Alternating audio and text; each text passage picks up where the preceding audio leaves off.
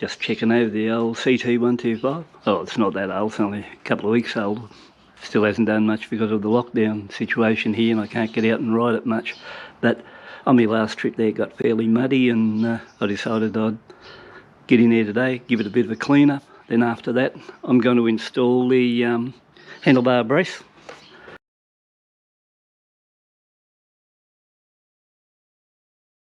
I'm going to bring out my mudguard lifter and whip that up into that next position there. So I like that idea, having that front guard off a bit.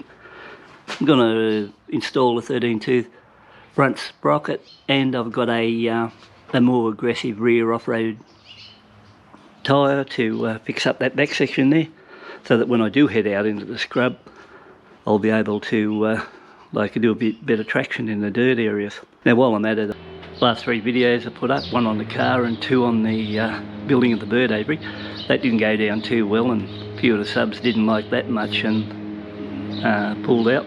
So in the meantime, as of today, I've opened up a new channel called Bikes, Birds and Travel.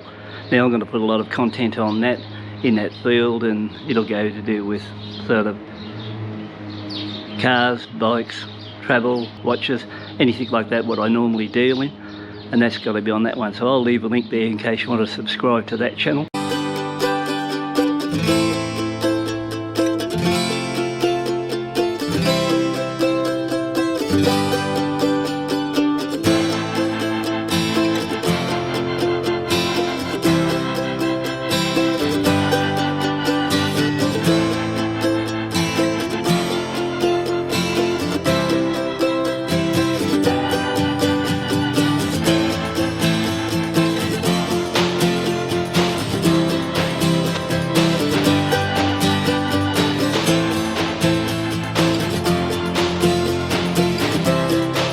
Nice and clean now, so it's ready for its next venture.